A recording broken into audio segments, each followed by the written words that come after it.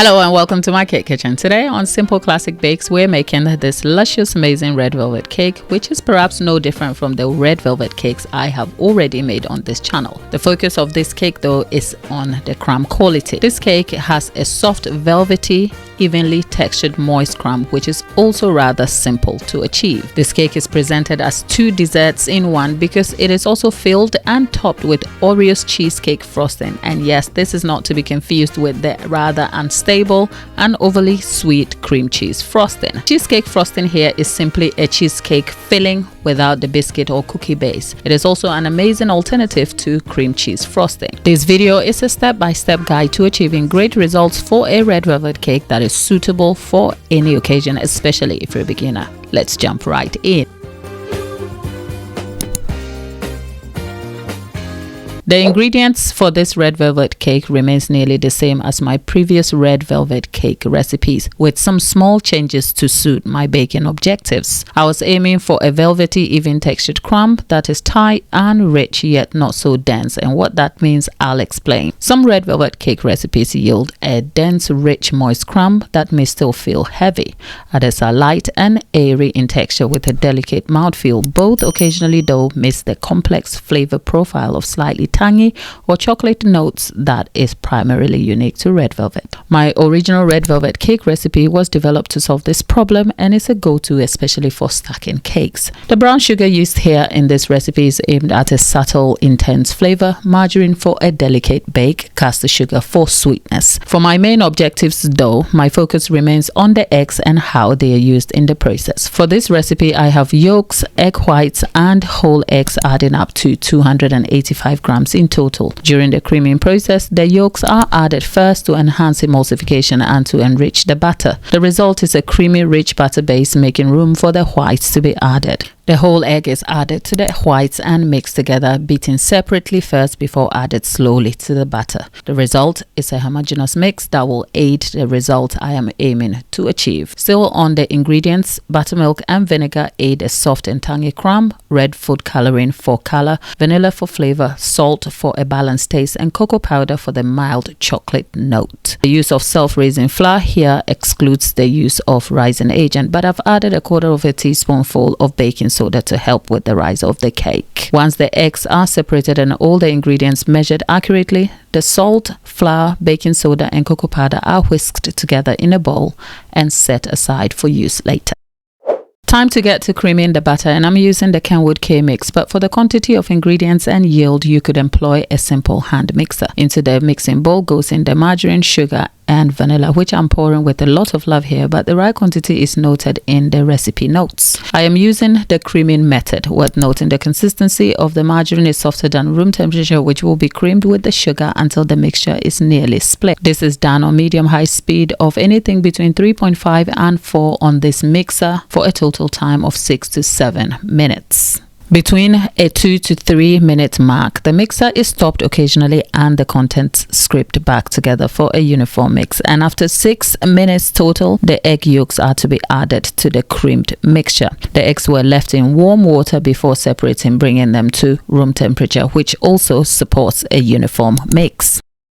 After creaming the yolks for 3 minutes, you'll observe a thick, whipped cream-like consistency to the sugar and margarine mix. The bowl is then scraped together to get the contents back all mixing together, and it's now time to add the whole egg and egg whites, which is beaten together shortly before adding. The egg whites and whole egg are added in slowly, observing for the changing consistency of the batter. If all the ingredients are added at their right consistency and temperature, the mixture should be smooth and creamy with a runny consistency. The eggs, once added, are left to mix again for up to 3 minutes before the flour is now introduced. For the flour to be added, the mixer is turned down to a fold function, and on this K-Mix, this is a setting that allows ingredients to be added delicately to prevent overmixing, which is closely associated with gluten development in cakes. It is also okay to do this by hand if needed, but I am leaving for the convenience this mixer has to offer, so why not? The flour is added in 2 parts by slowly adding a portion into the batter, being careful with the speed and timing. Whilst at it, here's me tipping the vinegar into the batter with no regard for the accurate measurement. A polite reminder, the right amount is 2 tablespoonfuls spoonfuls. The food coloring is added, and for those who may be curious to know, this is the Sugar Flare Extra Red in paste form. Worth mentioning, this video isn't sponsored. It's recommended I alternate the liquid buttermilk and the dry flour ingredient, but if you haven't noticed already, some days I fancy breaking some baking rules, and yet I'm yet to face the adverse consequences. The rest of the flour and cocoa powder mix is added, and the mixer still on full function goes for another 20 to 30 seconds before the rest of the mixing is completed manually to incorporate all the ingredients. Once done, the butter is transferred into a 10-inch PME anodized pan to bake for an hour 15 to an hour and 30 minutes at 170 degrees C. A good tip to ensure an even and tender bake is to place a tray of water in the oven to form some cooling steam whilst baking. This will help yield a very tender and even crust and crumb.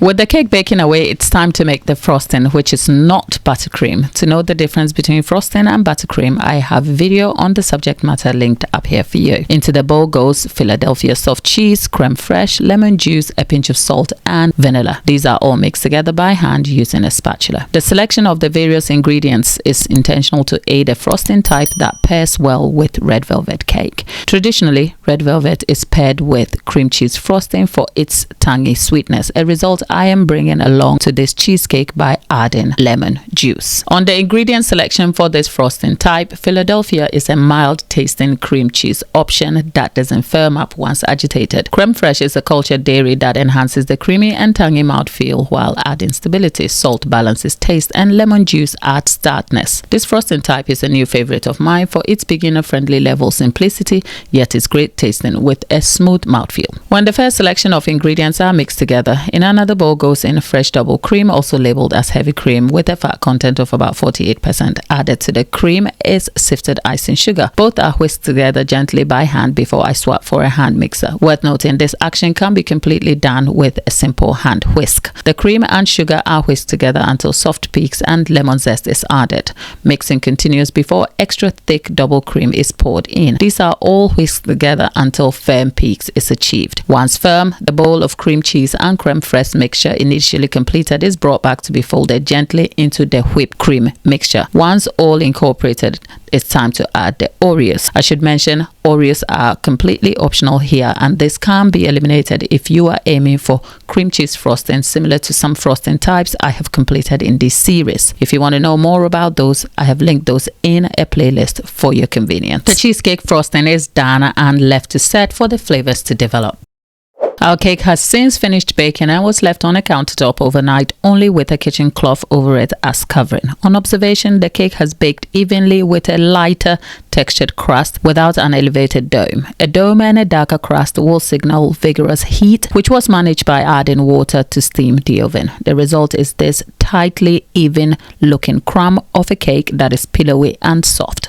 The cake looks dense but has a very soft mouthfeel, which is the result of all the efforts undertaken throughout the process. It is time to fill the cake, but like some of the options employed for cakes in this series, I'm sticking with a rustic theme, forgoing any of my professional equipment. And if you haven't noticed, the cake is sitting on a microwave plate whilst being frosted. The frosting is filled in between the cake layers and on top, ensuring a balance of proportions. However, the frosting isn't overly sweet, so a little too much in between the cake doesn't ruin the mouthfeel and isn't going to be too overwhelming. If you've been up here on this channel before, you'll find I tend to eat some of the cake to the annoyance of some of my faithful followers. Lollipop and Tabitha, I see you. Except this occasion, I'm not going to be able to eat any cake because it is going to be prepped for a church service. Delaney and Thelma, hi there. A quick happy birthday shout out to Brenda, a friend of the channel who is celebrating her birthday today. Brenda, I hope you have a good day and I'm wishing you all the best and happiest birthday for today. Jackie, I'm thinking of you. And back to cakes. We're done after crushing some Oreos to garnish the cake. The cake is going to make its way for a church celebration that saw me back on cake duties while still dressed up at church. I'd like to think the feedback from everyone was that they wanted more.